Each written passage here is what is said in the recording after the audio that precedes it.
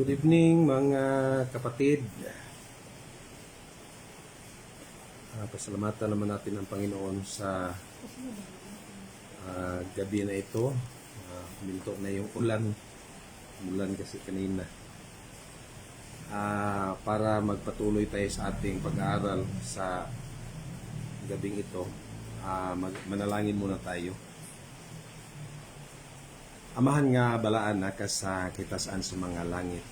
Kami nagaduol na po nini nga gabi aron makahimo na po mi sa pag tuon pagpamalandong sa imong mga pulong. Amok kang hanyoon amahan na ikaw maghatag na may panahon.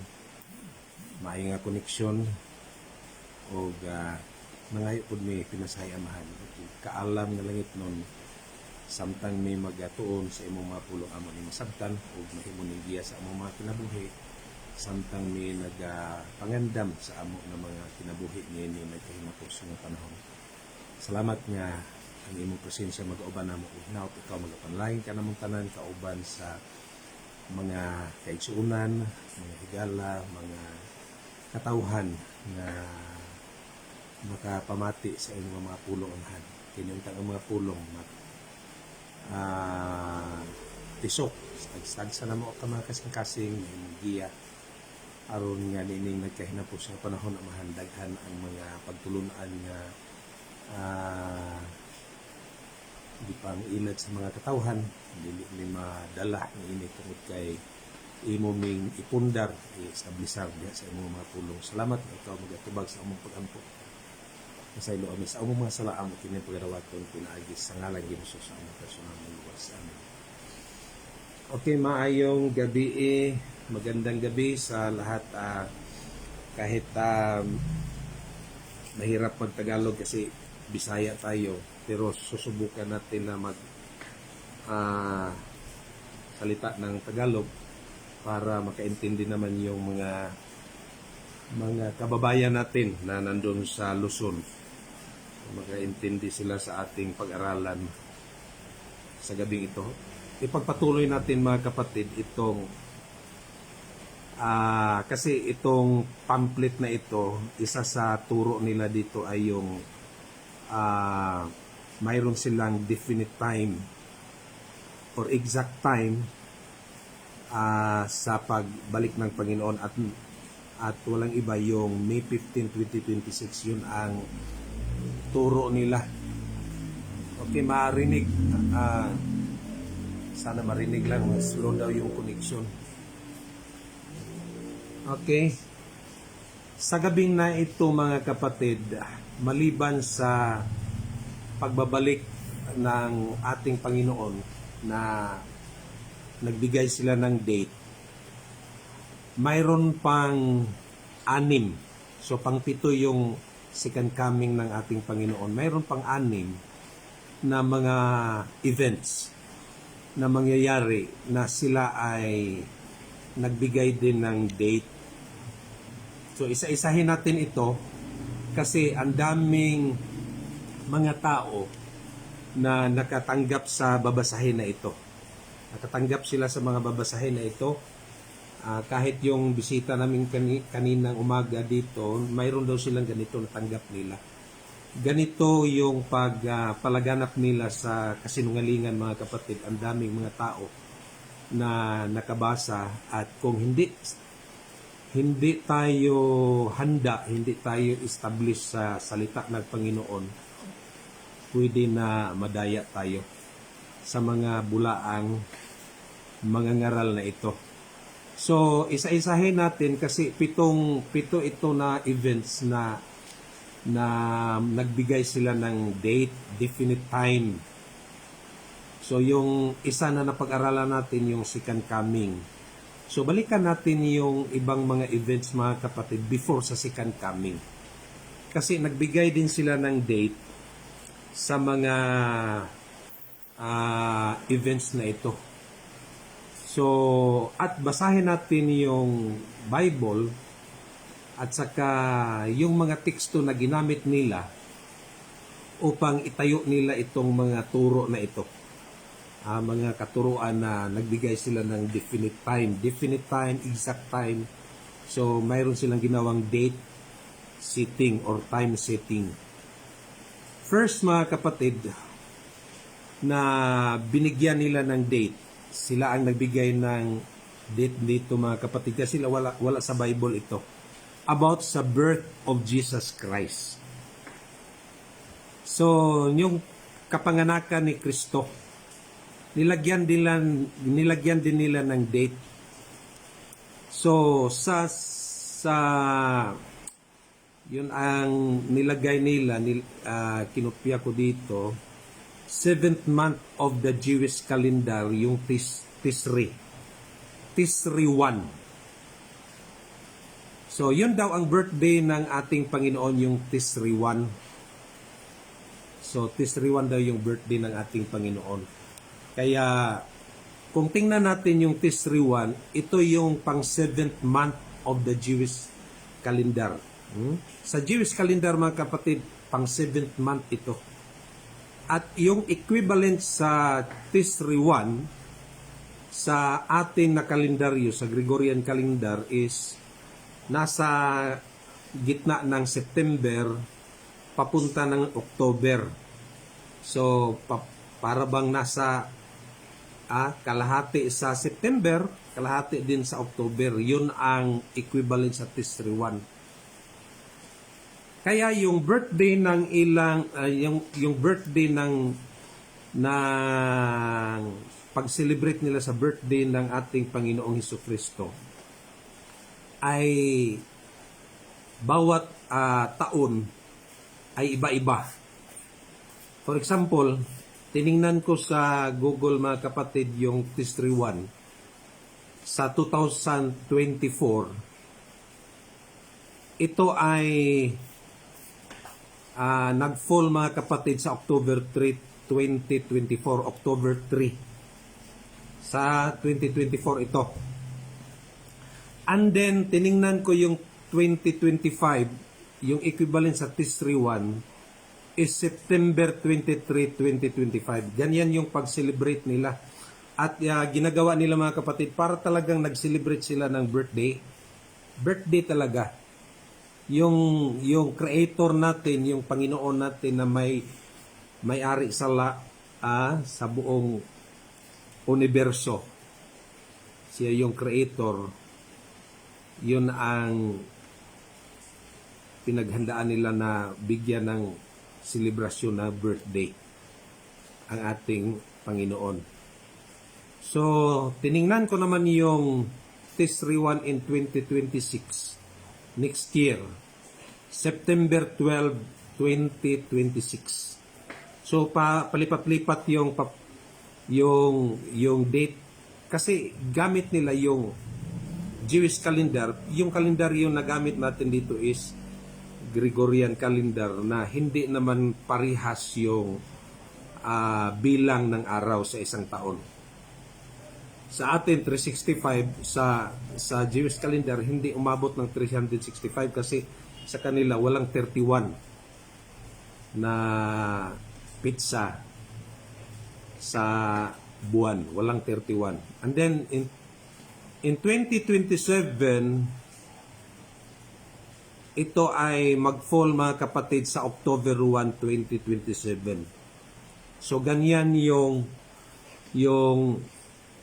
pag-celebrate nila. So, ngayong taon, ibang pizza. Next year na naman, ibang pizza.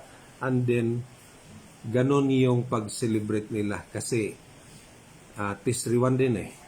Tisri 1 yung resulta sa kanilang pag-aaral. Now, mayroong inspired writer, mga kapatid, na nagsulat tungkol dito sa birthday ng ating Panginoon. Basahin natin ito kasi itong mga tao na ito, itong grupo na ito, na kung tingnan natin, mga kapatid, yung title nila dito, Prepare to Meet Thy God. Naniniwala ito sa Spirit of Prophecy, itong grupo na ito. Pero tingnan natin at basahin natin yung sinasabi dito sa Adventist Home 477. Kung ipinaalam ba ng Panginoon yung date, exact date ng kapananganakan ni Jesus Christ. Okay, tingnan natin. Basahin natin mga kapatid. Sabi dito, the 25th of December is supposed to be the day of the birth of Jesus Christ. And its observance has become customary and popular. So ito yung nakasanayan. Ito yung popular na doktrina sa sanlibutan na pagdating ng December, yun ang paniwala nila na doon ipinanganak si Jesus Christ. But yet there is no certainty. Wala daw, hindi daw sigurado. Walang kasiguraduhan that we are keeping the veritable day of our Savior's birth. Bakit walang kasiguraduhan mga kapatid yung December 25? History gives us no certain assurance. Kung tingnan mo sa history, wala tayong makita mga kapatid na yun talaga yung pizza. Yun talaga yung exact date. So history gives us no certain assurance of this. The Bible does not give us the precise time. Kahit yung Biblia, kung basahin natin yung Biblia, wala talaga tayong makitang precise time na kailan, anong araw, anong buwan, anong taon. Wala tayong mabasa. History at saka Biblia, wala. Had the Lord deemed this knowledge essential to our salvation, kung nakita ng Panginoon na itong bagay na ito, yung exact date sa kapanganakan ng Panginoon ay kailangan na malalaman natin kasi kailangan para tayo ay maligtas. Kung ito ay kailangan sa kaligtasan natin, He would have spoken through His prophets. Sasabihin niya sa mga propeta yung exact date para malalaman natin kasi kailangan natin para sa kaligtasan. Kung kailangan natin sa kaligtasan natin. And apostles, kahit yung mga apostolis, that we might know all about the matter. But the silence of the scriptures, kasi wala talagang mabasa sa scriptures, the silence of the scriptures upon this point evidences to us that it is hidden from us for the wisest purposes.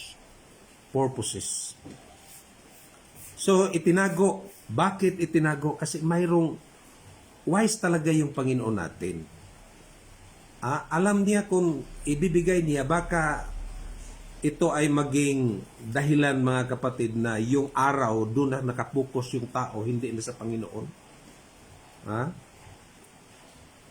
Doon na sa date, hindi na sa Panginoon, hindi na kay Jesus Christ. Sabi dito, in His wisdom, the Lord concealed the place where He buried Moses. So, inihilantulad ng Panginoon, nung namatay si Moses, nilibing siya at hindi ipinaalam saan lugar inilibing si Moses. God buried him and God resurrected him and took him to heaven. This secrecy, sikrito, hindi nalalaman ng Israel saan lugar nilibing si Moses doon sa bundok sa Mount Nebo. This secrecy was to prevent idolatry. Yun pala ang dahilan mga kapatid. Baka kung ipaalam yung exact date, so yung mga tao doon na grabe yung nila dahil sa date na yun. Hindi na dahil sa ating Panginoon. Sabi dito, for the very same purpose, ganon din na purpose mga kapatid, katulad sa kay Moses na hindi ipinaalam, He has concealed the precise day of Christ's birth. So, inihilantulad sa kay Moses. So ganun din sa precise day of Christ's birth. that the day should not receive the honor. Para yung araw, hindi yun ang tatanggap ng honor. That should be given to Christ as the Redeemer of the world. Doon na napaka yung tao dahil December 25 or sa kanila mga kapatid, Tisri 1. Ha? Yung honor nandun na sa araw, yung paghanda nandun na sa araw, hindi na para sa Panginoon. So ganun yung ginawa ng Panginoon, kaya hindi na niya inihayag yung exact date sa kanyang kapanganakan. Kasi hindi iyan kailangan para, hindi iyan mga bagay na kinakailangan natin para tayo'y maligtas. Para sa kaligtasan natin. Okay. Ito yung unang date setting nila na itinuro sa mga tao. Kaya nga, pagdating ng October or September, kasi pabago-bago yung celebration nila sa birthday ni Jesus Christ, kasi iba yung gamit nila na kalendaryo, yung Jewish calendar, at yung calendar naman natin ay Gregorian calendar. So, bago-bago yung date nila. Kasi yun talaga ang nakapokus sila mga kapatid sa mga bagay na hindi na inihayag ng ating Panginoon. Hindi na binigay ng Panginoon kasi hindi yan kailangan sa kaligtasan ng tao. Paano ba kung hindi mo malalaman yung exact date, hindi ka ba maliligtas? Kung hindi mo malalaman yung birthday ng anong araw, anong buwan yung kapanganakan ng ating Panginoon, hindi ka ba maliligtas pag hindi mo malalaman yun? So, ganun mga kapatid ang turo nila. Okay, pangalawa mga kapatid na itinuro nila na nilagyan na naman nila ng date is outpouring of the Holy Spirit. Yung outpouring of the Holy Spirit mga kapatid ay mayroon na silang pitsa dito December 18, 2025. So December 18, 2025 yung date sa outpouring of the Holy Spirit. So ibig sabihin, ano bang pitsa ngayon? 14. So 14 and then December 18, 34 days na lang mga kapatid, tatanggap na sila sa banal na Espiritu, mabuhusan na sila sa banal na Espiritu. Kasi iyon ang turo nila dito.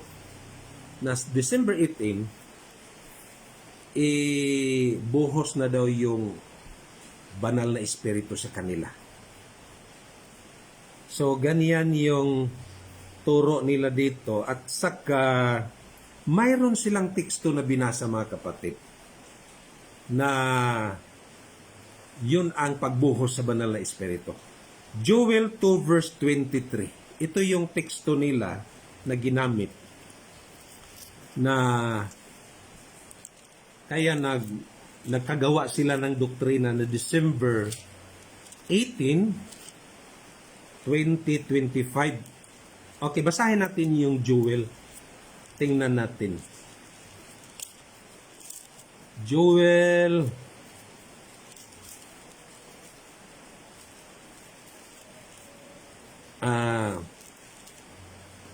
Joel 2 verse 23. Joel 2 verse 23.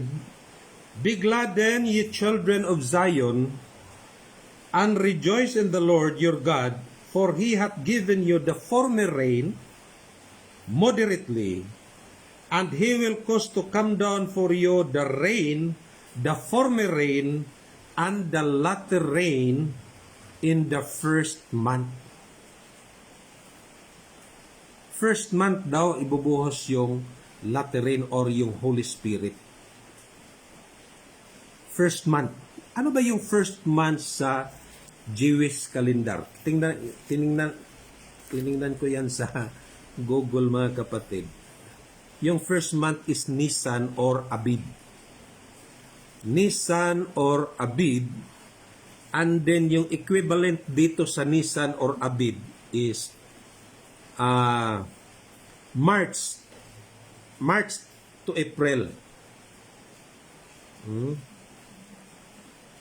So, kalahati sa March, kalahati din sa April. Ganyan yung ano nila, yung month nila, yung equivalent sa atin.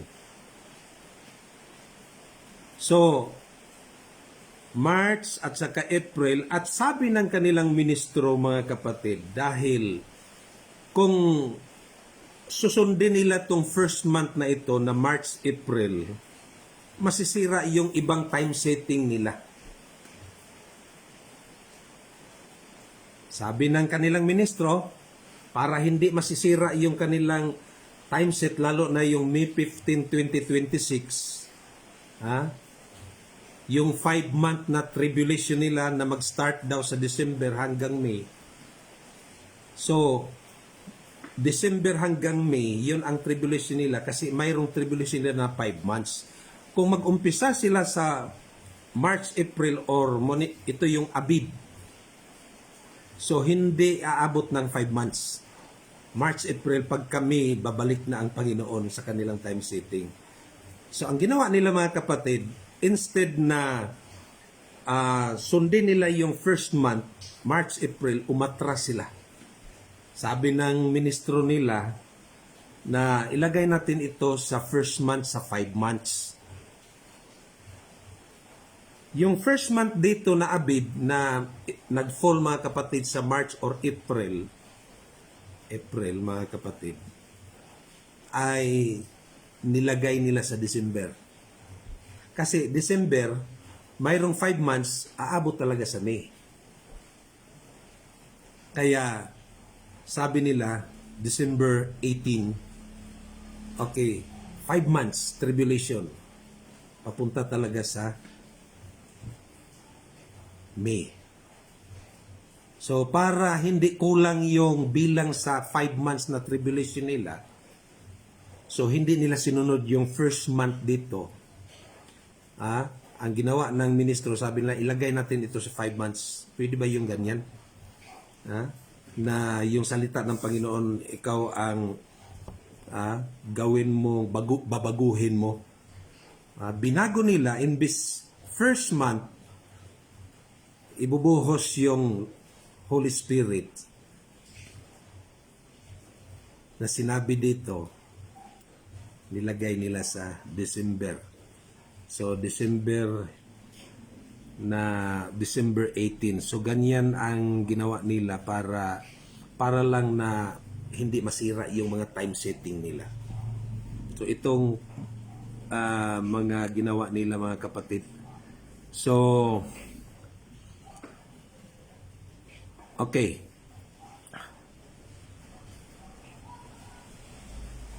At saka yung sabi dito, so masisira yung kanilang, kasi mayroon pang pagsunod-sunod sa kanilang mga time setting. Mayroong sandilo, mayroong close of provision, mayroong 7 last plague, and then second coming.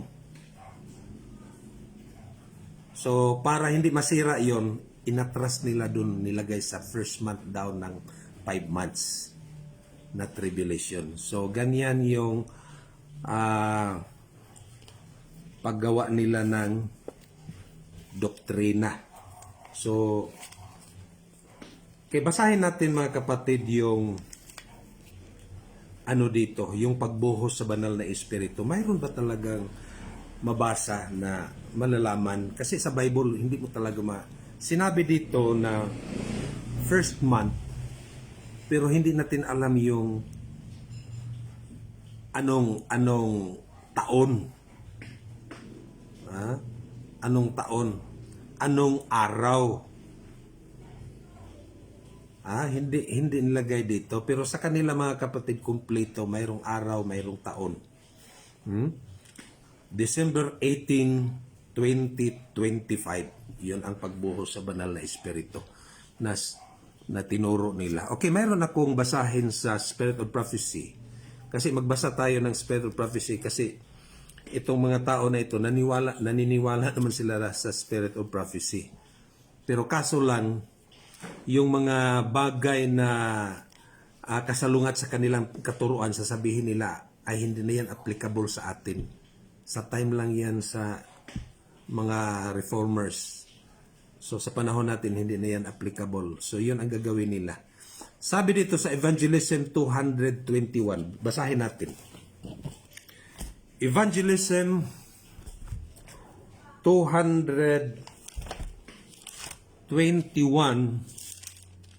sabi dito, the times and the seasons God has put in His own power. Yung panahon daw at kapanahunan, ang Panginoon lang ang nakakaalam dyan. And why has not God given us this knowledge? Bakit hindi niya ibinigay ang kaalaman na ito? Because we would not make a right use of it if He did.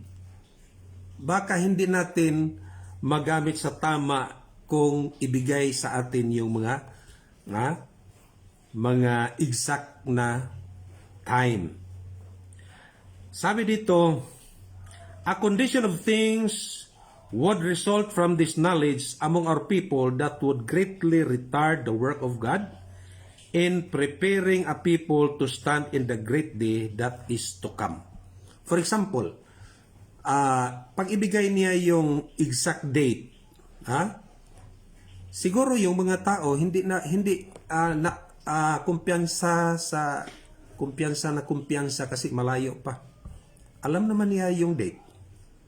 For example, May 15, 2026. So doon ako magbago sa January or February or March. So doon ang hindi maganda. Imbis lagi tayong maghanda araw-araw kasi hindi natin alam. Kasi katulad sa napag-aralan natin, katulad ng magnanakaw yung pagbalik sa ating Panginoon na hindi natin malalaman kailan. Kaya hindi niya ibinigay kasi hindi natin magamit ng tama.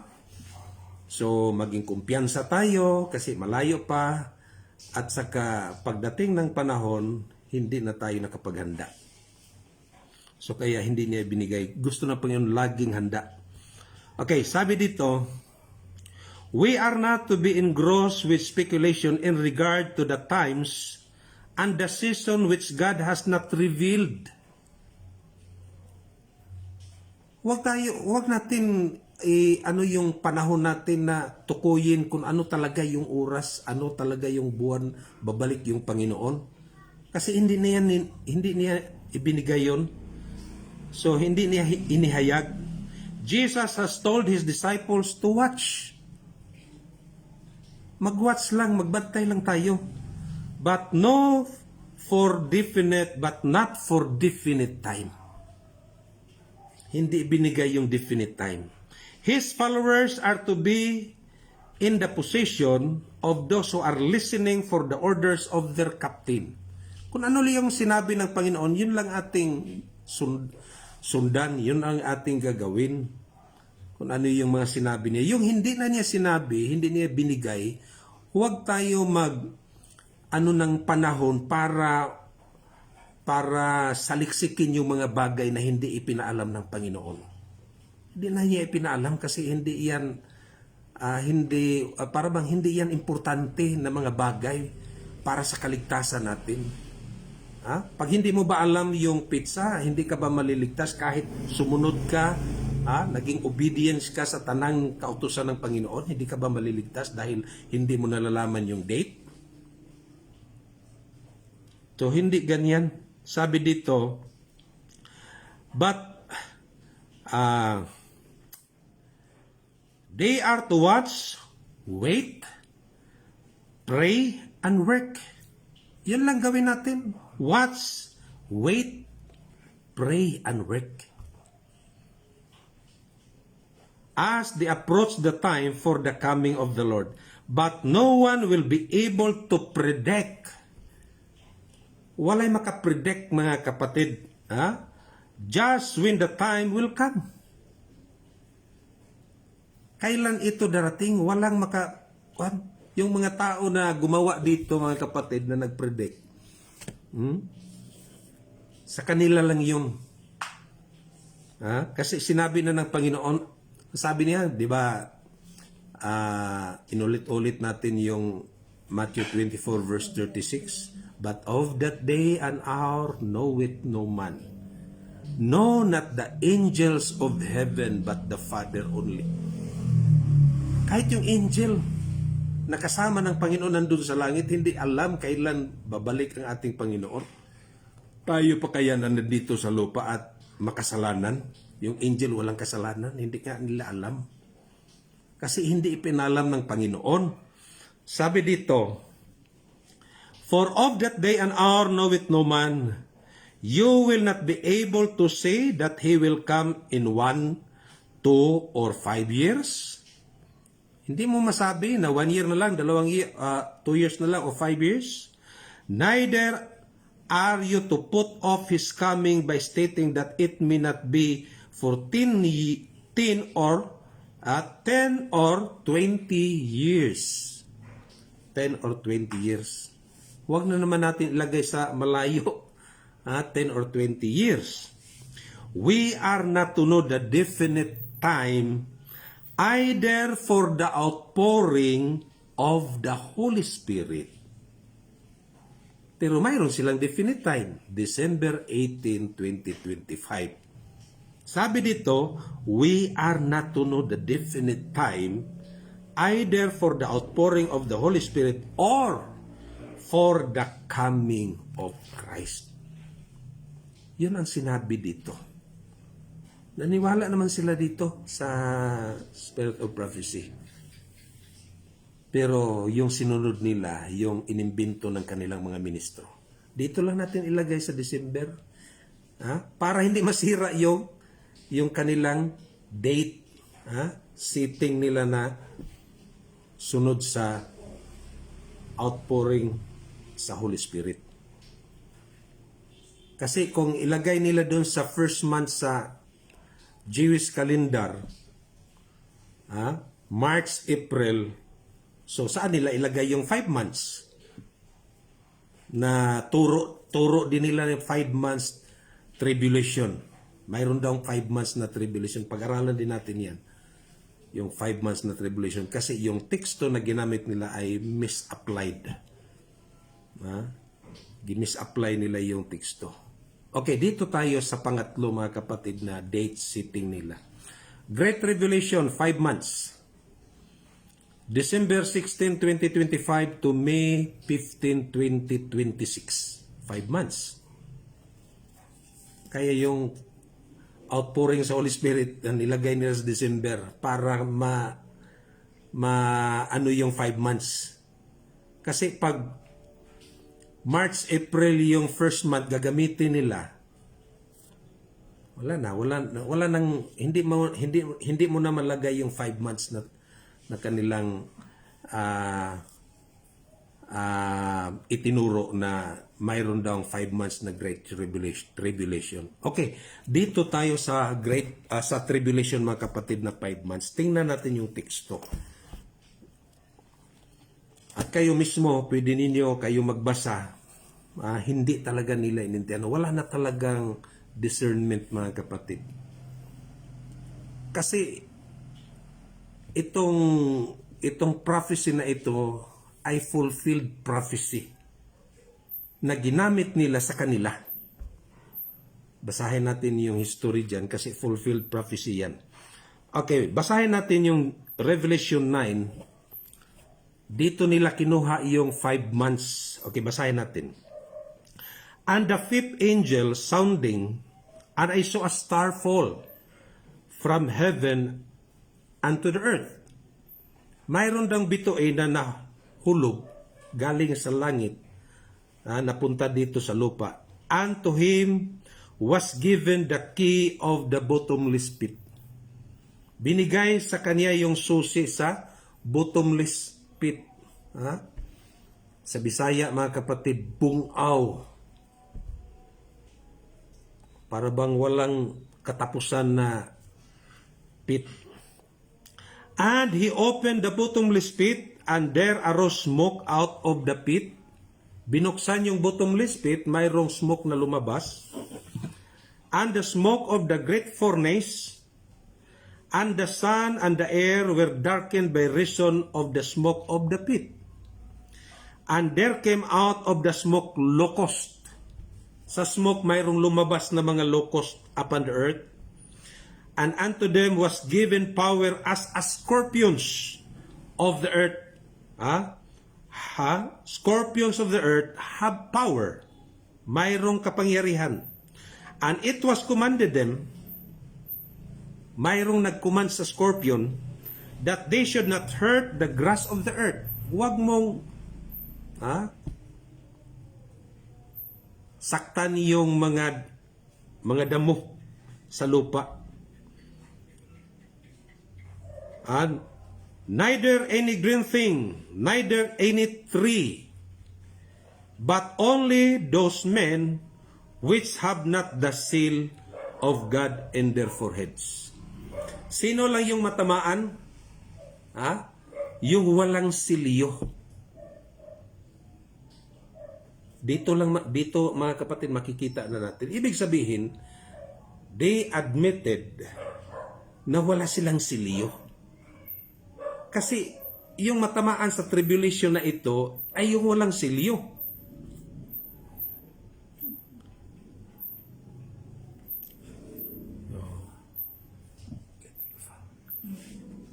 Yung walang silyo yung matatamaan. Kaya sabi dito sa verse 5, unto them it was given that they should not kill them, but that they should be tormented 5 months.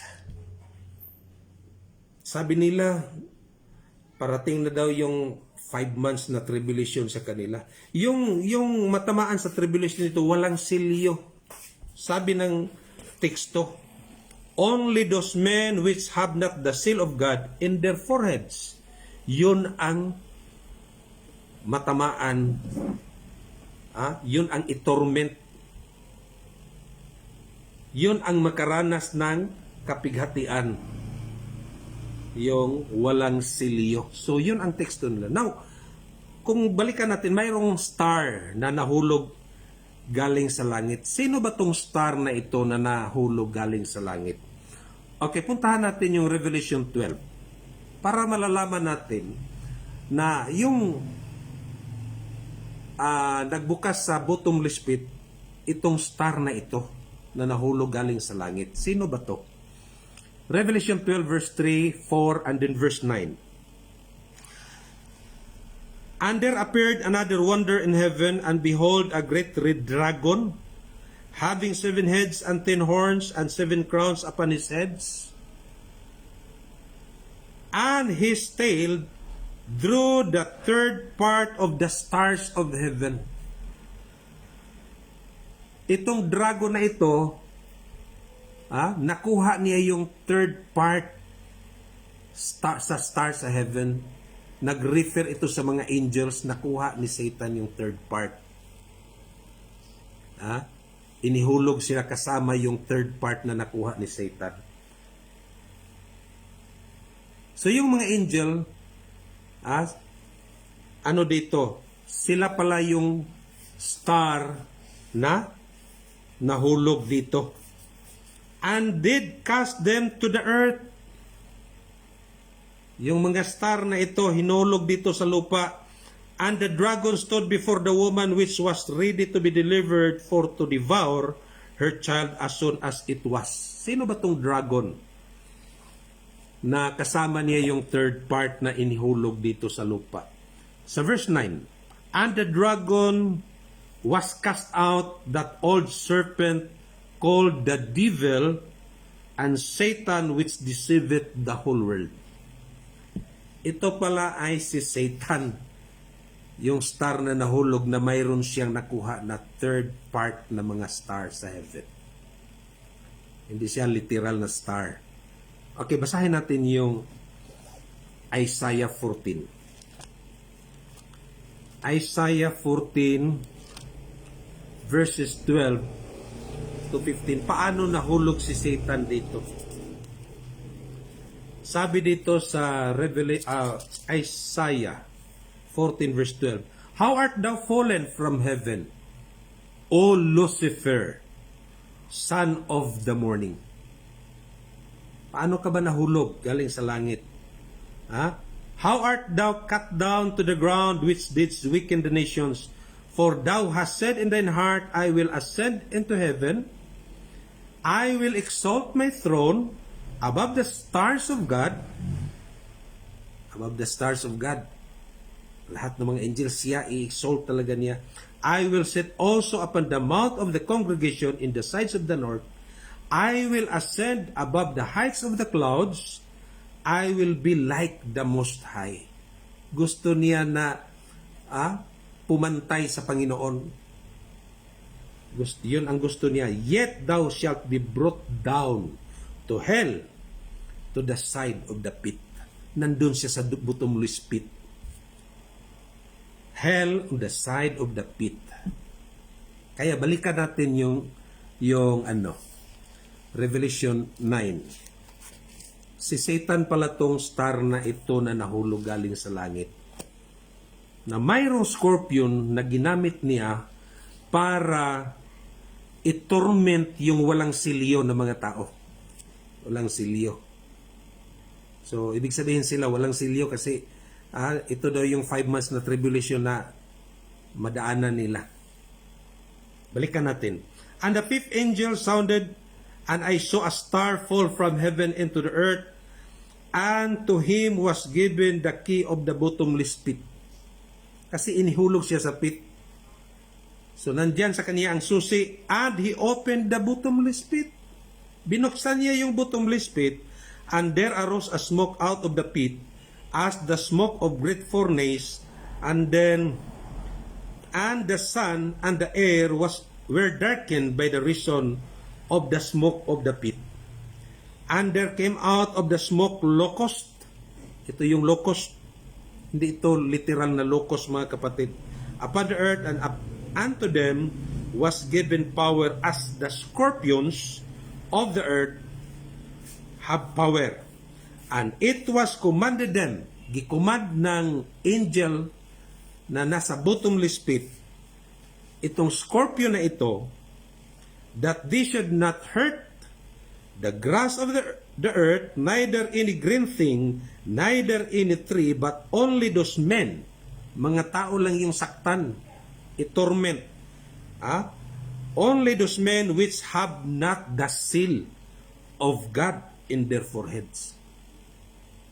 Kita nimo kung mayroon silang discernment, bakit ina-apply nila ito sa kanila? Ibig sabihin, inangkin nila na sila ay walang silyo. Kasi maranasan nila yung 5 months na tribulation. Sa verse 5, and then it was given that they should not kill them, but that they should be tormented 5 months. So yung makatanggap sa tribulation sa 5 months, yung walang silyo. Sila, mga kapatid, yun, walang silyo.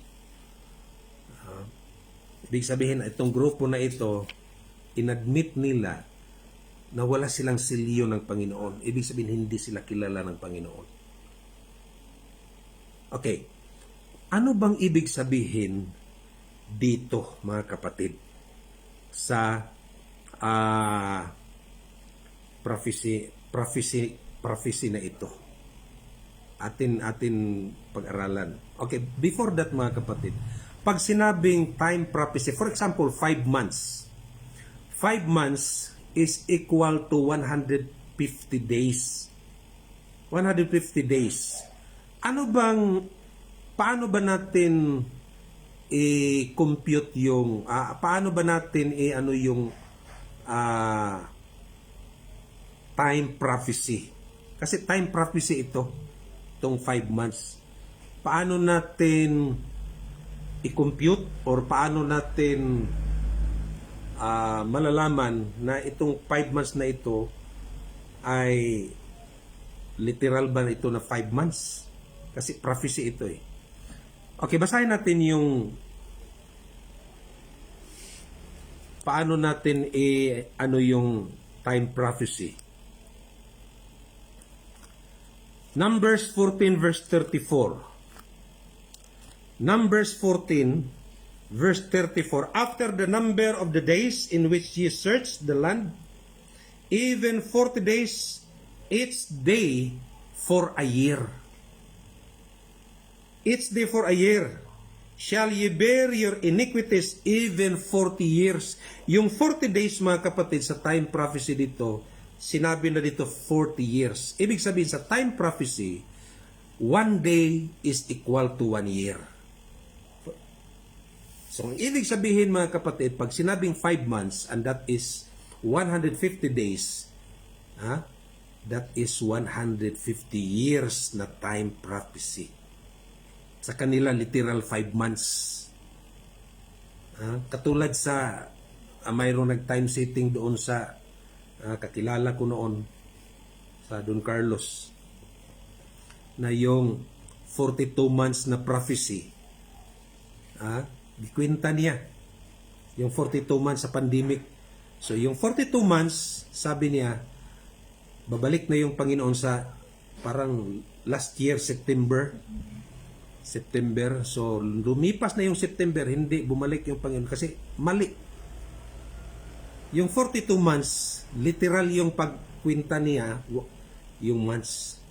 Yung 42 months is equals to 1,260 days or 1,260 years. Yan ang pag-compute natin pag sinasabi na time prophecy. So itong 5 months is 150 years na time prophecy. Tingnan natin yung fulfillment, mga kapatid, sa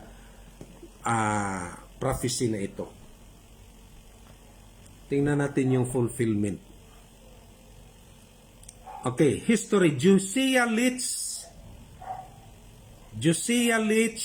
in Signs of the Times, an expositor of prophecy, August 1, 1840.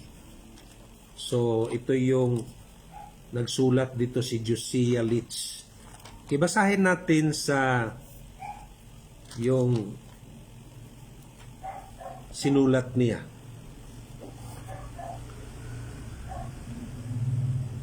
The impact of Muslim Turkey upon Europe, yung pumasok yung mga Muslim dun sa Europe, Turkey, after the fall of Constantinople in 1453. So pagkahulog sa 1453 sa Constantinople, mga kapatid, pumasok yung Muslim Turkey.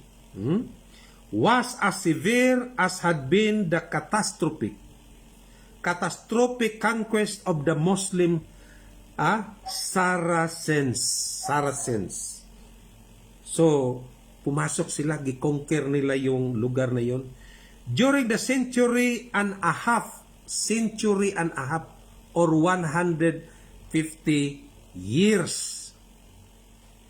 Ito yung 5 months, century and a half, 150 years, or 150 days, time prophecy sa Revelation 9.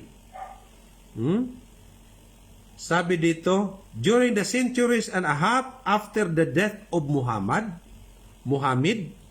upon the Eastern Roman Empire, throughout the Reformation era, Turkey was a continual threat at the eastern gate of European Christendom.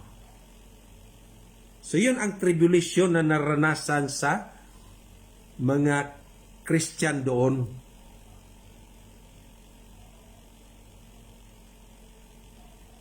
Nung pagpasok sa Turkey, 150 years na tribulation. Kailan to nangyari? August 1840. Fulfilled prophecy, in-apply nila sa kanila, at yung 150 days or 150 years na time prophecy, literal 5 months, December to May 15, 2026. So, sabi nila, kasi nakausap ko tong ministro nila, sabi niya, mayroong second fulfillment.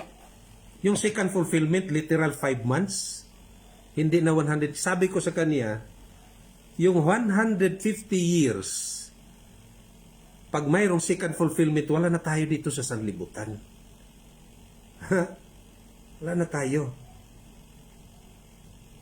Saka pinakita ko sa kanya na fulfilled prophecy na ito. So, ganyan mga kapatid, yung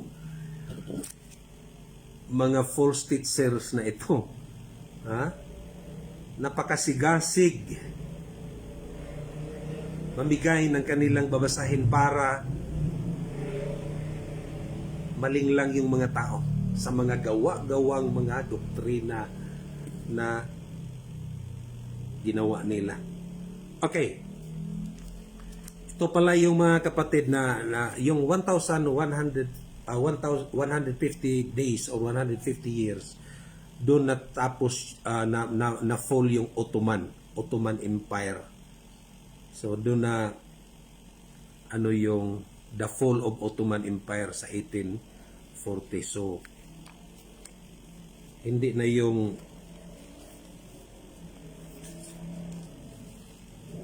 wala na second fulfillment. Sabi nila second fulfillment yung sa kanila. Ibig sabihin wala din silang silyo. Kasi yung first fulfillment, yung nakantanggap ng tribulation is walang silyo ng Panginoon. Yung second fulfillment sila daw, ibig sabihin wala din silang silyo.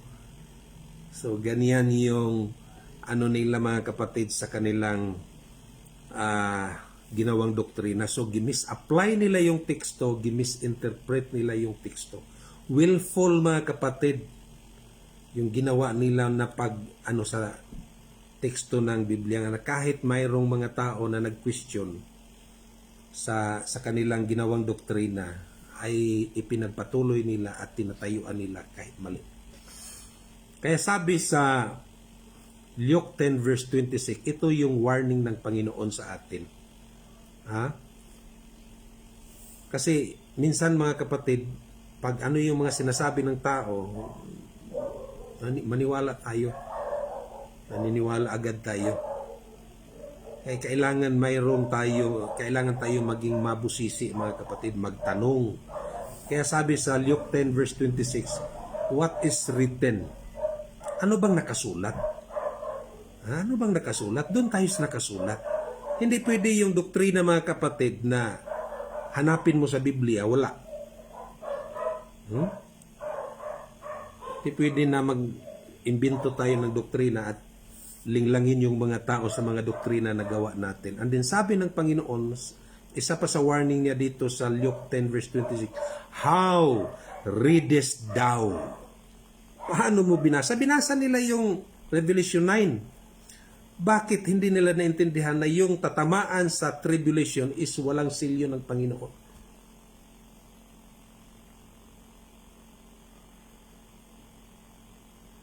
Kasi gusto nila maghanap ng mga teksto na para malalaman nila na mayroon talagang tribulation bago darating ang Panginoon. So naghanap sila ng teksto, doon sila nakakita.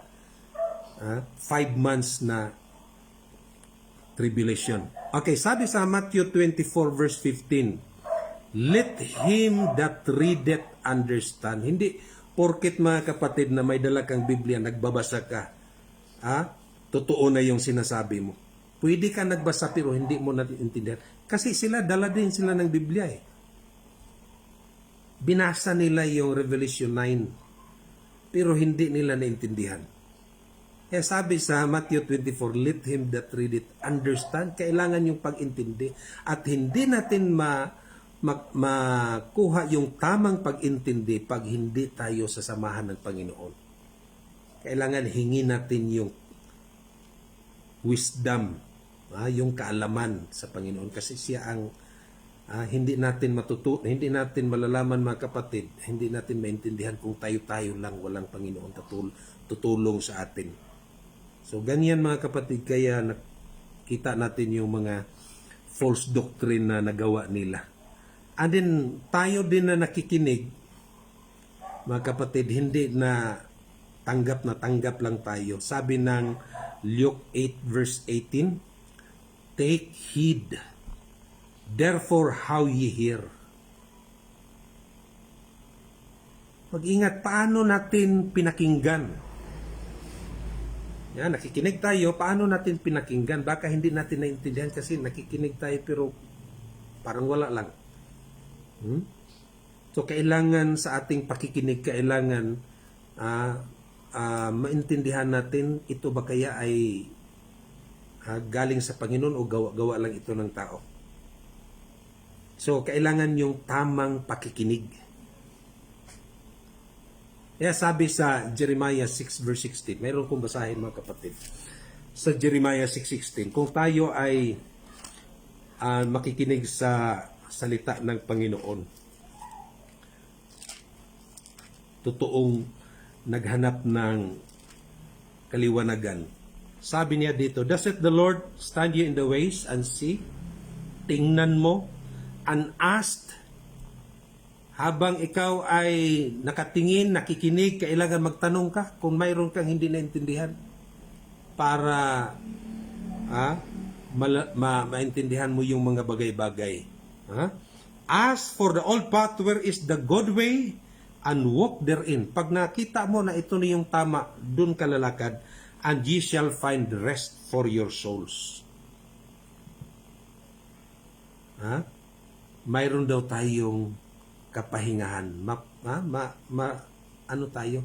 Kasi naintindihan natin at nalalaman natin yung katotohanan.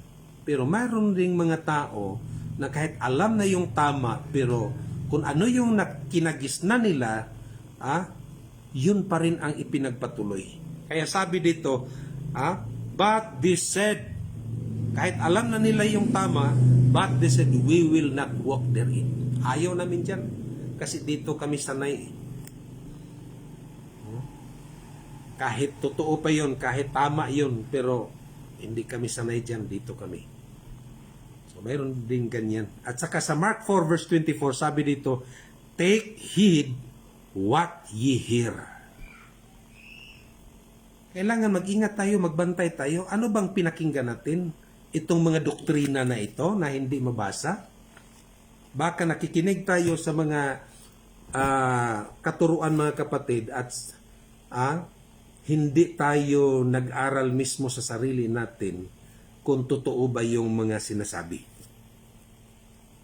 Katulad sa Berean mga kapatid, si Pablo na yung nagsasabi, sabi dito sa Acts 17 verse 10 and in verse 11, and the brethren immediately sent away Paul and Silas by night unto Berea, who coming thither went into the synagogue of the Jews. Pumasok sila sa sinagoga. These were more noble than those in Thessalonica. Mas mabuti daw itong taga Berea kaysa taga Thessalonica na mga tao, in that they received the word with all readiness of mind. Tinanggap nila yung narinig nila galing kay Pablo, and search. Hindi lang nakinig tayo, kailangan tayo din ay mag-search o sisahin natin, totoo ba yung sinabi niya? Tama ba yung pag-intindi niya? And search the scriptures daily whether those things were so. Kung totoo o tama ba yung sinabi ni Pablo. Si Pablo na yung nagmensahe. Pero hindi sila kumpiyansa mga kapatid. Sila mismo nag-search para maintindihan nila o malalaman nila kung tama ba yung pag-intindi ni Pablo, tama ba yung sinabi ni Pablo. So ganyan din tayo mga kapatid. Kung tayo ay nakikinig, kailangan huwag natin hayaan mga kapatid na tanggap lang. Kasi hindi natin alam na yung mga doktrina pala na yun, mayroon ngang teksto pero mali yung pag-intindi, mali yung pag-apply. Yun ang nangyari. Gimisapply yung Revelation 9 na fulfilled prophecy at sabi nila mayroon kunong pangalawang fulfillment. Mayroon bang mabasa? Mayroong pangalawang fulfillment yung Revelation 9? Wala. Sila lang yung nagsabi. So, ganyan mga kapatid. Ano ng oras? 7:27. Okay. ipagpatuloy na naman natin next mga kapatid. Mayroon pang apat na tatlo pa yung napag-usapan natin yung time setting nila. And then mayroon pang Sunday law, close of provision, 7 last plague. And then balikan natin yung second coming. Kasi magbasa tayo ng mga spirit of prophecy quotation mga kapatid na napakaliwanag. Na sila naniwala sa spirit of prophecy pero hindi nila in-apply itong mga quotation na ito kasi ito daw na mga quotation ay hindi na applicable sa time natin. Sa kanila, hindi ipinalam sa kanila yung date, yung definite time, yung exact time. Kasi hindi naman daw babalik sa kanila yung Panginoon. Ha? Hindi daw babalik sa kanila. Paano? Ano ba daw useless daw na ipaalam sa kanila na hindi na mababalik sa kanilang panahon. Dito naman sa atin daw babalik. Kaya dito sa atin ipinaalam yung date. Kaya nakagawa sila ng date na May 15, 2026. Yun ang pinaka finale nila mga kapatid sa kanilang mga doktrina dito na tinatawag nila na kasama ito sa paghahanda. Kailangan malalaman mo yung date. At sabi nila dito sa title nila sa isang pamphlet nila, pero isa lang yung laman, parehas lang yung laman dito. Yung isa, yung title is Ang Katapusan Mensahe sa Kalooy. Last Message of Mercy. Yung last message of mercy nila mga kapatid, kailangan malaman mo yung date. Yun ang last nila na doktrina sa kanilang mga pamphlet. So yun ang ipinakalat nila ng mga babasahin. At kung hindi tayo establish mga kapatid sa salita ng Panginoon, pwede tayong madaya. Ha? Kung hindi din tayo nag-aral, nagbabasa, pwede tayong madaya. Kasi magaling yan sila magsalita. Ha? So, ganyan. Okay. Dito lang muna tayo. Ipagpatuloy natin at marami pa tayong mga topic after this time setting nila ng mga events. Mayroon silang pizza. Okay, pray tayo mga kapatid. Among dalaygon mahigugmaon nga Dios nakaskitasan sa mga langit. Salamat kaayo Amahan sa pribilehiyo sa higayon nga gihatag namo kami nakatuon na pud sa imong mga pulong. Salamat nga kini nga mga pulong maghatag ni og pagpahinumdum namo nga dili may basta-basta Amahan nga mo tuo sa mga pagtulunan nga nakita namo na wala gyud mabutang sa imong mga pulong. Tabangin mi Amahan tungod kay nasayod mi nga niini nagkahinapos nga panahon daghan ang mga mini nga mga propeta, mini nga mga magtutudlo nga ginagamit sa kaaway aron sa pagpasalaan sa imong mga katawhan o